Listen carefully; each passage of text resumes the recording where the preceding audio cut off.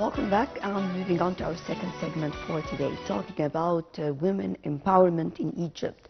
And of course, it is very important to talk about it from different aspects, especially that we all know that the Egyptian leadership is very keen on working on this important file, women empowerment, and providing all facilities required, adopting all measures to guarantee that this is reaching all women in the country. Especially we have many initiatives taking place in this respect. So over the phone we have Dr. Hanaa Moataz, member of the presidential program. Hello. Hi, Good morning, doctor. So first of all, I would like to shed the light on the efforts exerted by the Egyptian leadership in this respect, talking about women empowerment and the initiatives taking place and the efforts exerted to reach all women all around Egypt. Okay. So the President Abdel Fattah al-Sisi has demonstrated a very strong commitment to women's empowerment through various and policy. He has emphasized gender equality as a national priority, recognizing women's contributions in economic, social, and political spheres. Some of these key initiatives are the National Strategy for the Empowerment of Egyptian Women, which is one of the rules of the UN in 2030, which aims to enhance women's rights of economic, social, and political dimensions. Then we have the law that protects women from violence, including stricter penalties for harassment and violence. With the appointment of women in judicial and executive positions have been on the increase ever since the president has taken share, such as first male judges in the State Council and public institutions. Then we have the economic support programs such as access to microloans and entrepreneurship initiatives for women, especially in the rural areas. Right. Talking about all these initiatives, including, of course, a decent life, and these initiatives targeted women in rural areas and all these parts around. Tell us more about it and the impact of this on the whole society in general. So basically, the society has... Hello? Yes, I'm with you. Okay. The society have greatly have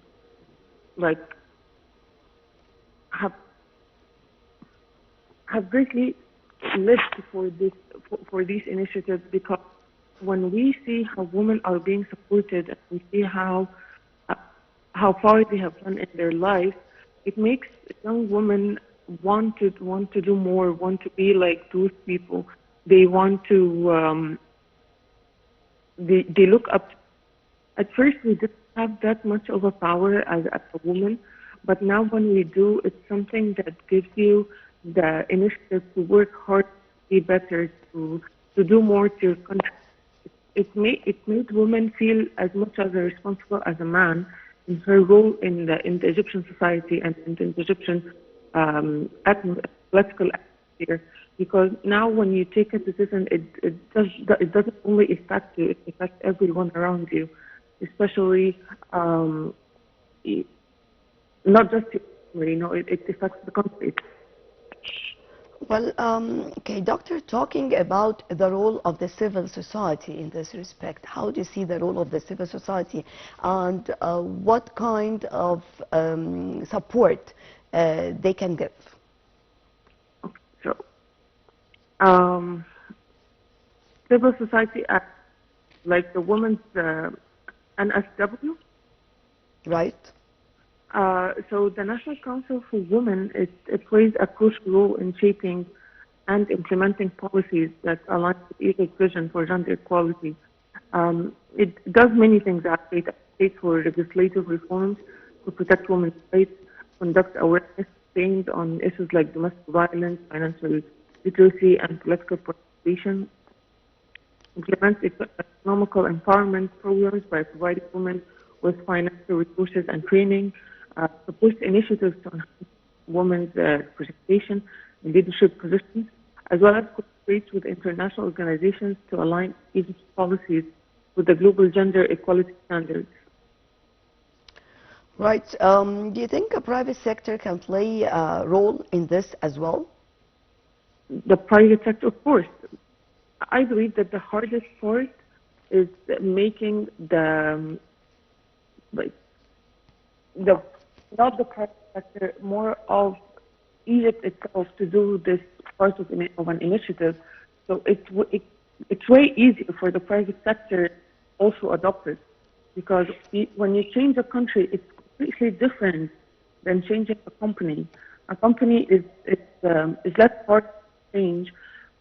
So if we were able to change the whole perspective of a country, any private company or any private institution could change her perspective as well.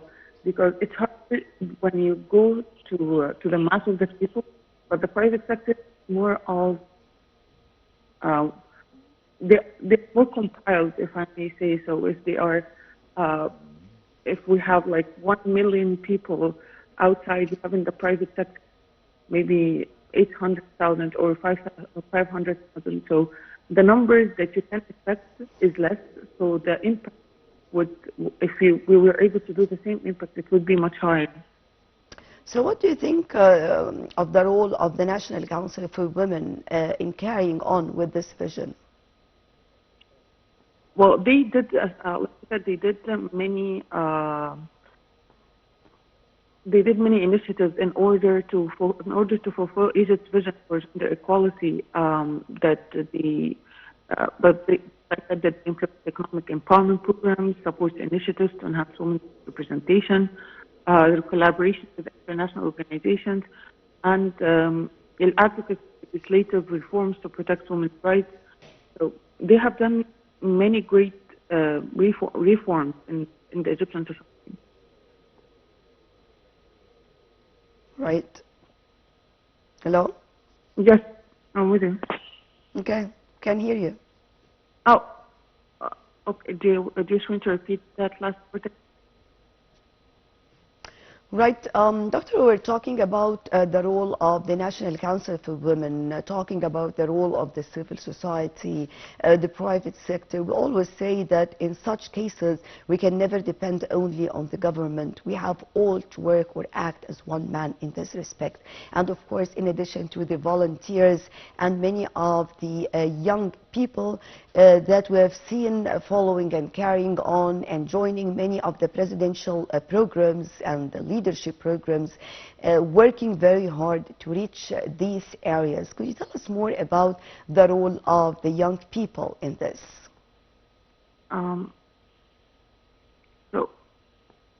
I mean, in the programs that they are following with the presidential programs, working on this file. So, hello? So yes, I'm with you. So they advocate for the young people in Egypt to play a crucial role in advancing women's empowerment through activism, entrepreneurship, education, and social influence. Their contributions have been great so far. That they are advocating and they are providing awareness, whether using social media platforms to challenge stereotypes, highlight women's achievements, and advocate for gender equality, organizing and participating in campaigns against gender-based violence, harassment, and discrimination. And we also, when we have the educational sector and mentorship sector, they encourage young girls to pursue careers in STEM, leadership, and non-traditional fields. And they also launch mentorship programs to support women's career and personal development. Whilst with the entrepreneurship and economical support, they create startups and businesses that promote women's employment and leadership, developing initiatives to provide financial literacy and business training for women, especially in rural areas. While in community engagement, they have been more than good because they are volunteering in NGOs and initiatives that support women's rights, healthcare, and education, promoting women's participation in politics and decision-making at local and national levels, while they are also challenging the cultural norms or engaging in discussions within families, communities to break traditional barriers that are still present until now in Egypt. and supporting legal reforms that protect and promote women's rights. Also, we have seen many of the health initiatives dedicated to women, right? Yes, of course. So could you tell us more about it and more about the significance of these initiatives? Yes. So the health initiatives that were taken, they played a very vital role in women's empowerment because they improved the women's well-being and that includes their participation in the workforce. And it also enhanced their overall quality of life. In Egypt, several key health programs and policies have been launched since the President Abdel has taken care. One of them is the 100 million healthy life. It's a nationwide program offering free breast cancer screenings, early detection and treatment for women. And this provided an general health checkups, including diabetes, blood pressure, and obesity screening. We also have the maternal and reproductive health programs, which is the family planning services to support women's reproductive choices and well-being, safe motherhood initiatives to reduce maternal mortality rates by improving prenatal and postnatal care. We also have gender-based violence and mental health support, which is establishing safe houses and support centers for the survivors of domestic violence if they were able to come forward with such a problem, as well as providing mental health services to support those victims of abuse and stress-related conditions. We have also we have seen many of the programs supporting women and giving them the chance to have a sort or different kinds of jobs working at home, right? Yes, of course, and also the maternal leave that took place like few months ago. That it became 4 months that you can take a maternal leave for 4 months after you give birth. Something that we have never seen before. Right. This part is very, very important because actually when we talk about women empowerment in general, it's not only about working or jobs, but it is about the sustainability itself. And I think this is the most challenging part, the sustainability and providing a source, a real income based income to support them, and in the meantime sustainability and support for all members of the family, especially that in rural areas we have many of the single mothers over there responsible for all members of the family. Also, can you please repeat the question because I did not get it? Sorry? Can you please repeat the question?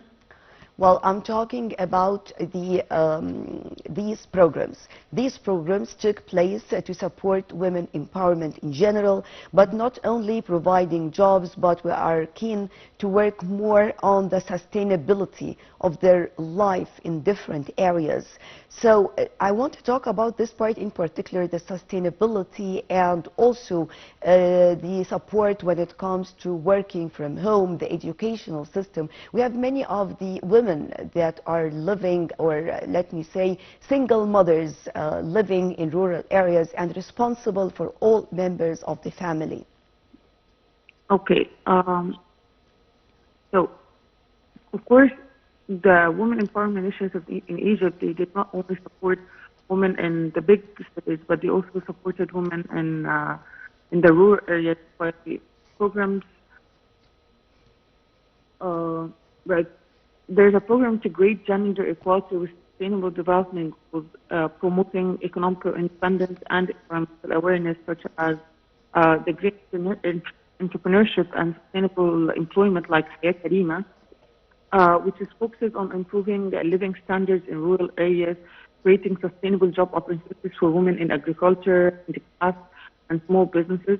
And the Go Green initiative, which also encourages women to participate in eco-friendly businesses such as waste management, recycling, sustainable farming. We also have that global energy training for women, which is programs teaching women solar installation and sustainable solutions, and that's employing them in green industries. We also have the economic sustainability programs such as Mashru'ak, which provide financial support for women, especially in eco-friendly and sustainable industries. And the financial inclusion programs encourage access to banking, microfinance, and digital solutions. That allows them to manage businesses and savings. And Right. Dr. Hanaa Moataz, a member of the presidential program, thank you very much for joining us. And I guess with this we come to the end of our breakfast show for today. Thank you all for joining us, and stay tuned for more coming up on Nile TV International.